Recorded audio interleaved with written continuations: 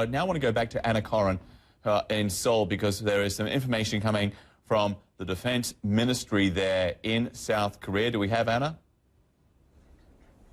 Yeah, that's right, John. We've just received word from the Defence Ministry that it believes North Korea did conduct a nuclear test in the Punggye-ri region, which is in the northeast of the country. That is, of course, where they held the nuclear test back in 2006 and 2009. Now, it has revised the magnitude of that artificial quake, or nuclear test, as they now believe, that to be 5.0. Now, it also believes, and this is big news, that it measured 10 kilotons. Now, of course, the success of this test is going to be down to the explosive power of the bomb. And just to give you an example, they believe this test measured at 10 kilotons. Now, 1 kiloton is 1,000 tons of TNT. To put it into context, Hiroshima was 20 kilotons.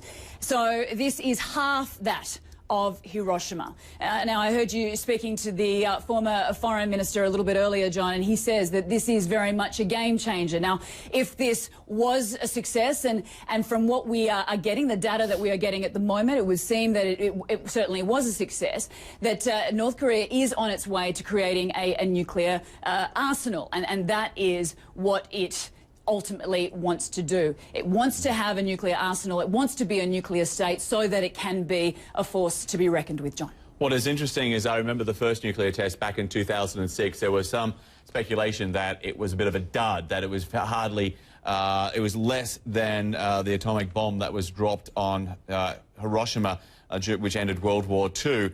We're also having word now too, Anna. John, it was... Sorry, go on. No, I was just going to say that test back in 2006 measured only 1 kiloton.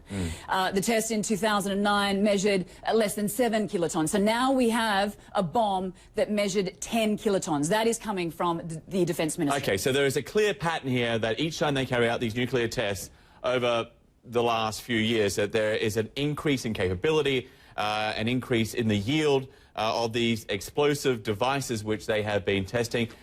There is also now an expectation, quite possibly, Anna, at least coming from the South Koreans, of further nuclear tests by the North, maybe even another rocket launch. What's the basis of those expectations? Yeah, certainly. We just heard from its official state news agency this morning, KCNA, that it will continue with its rocket launches. So it certainly made no secret of that. As you were discussing a little bit earlier, that successful rocket launch back in December, you know, they fired off that rocket, they sent that satellite into orbit. Now, this is a rocket that potentially can travel 13,000 kilometres.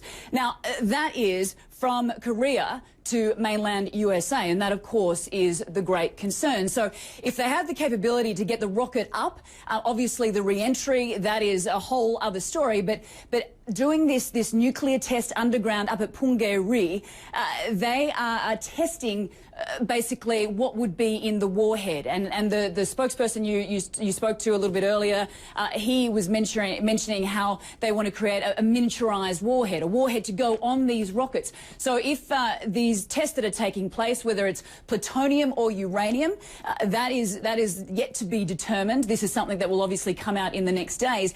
If they are able to miniaturize that material, put it on a warhead and send it up as a rocket, then North Korea is certainly a force to be reckoned with.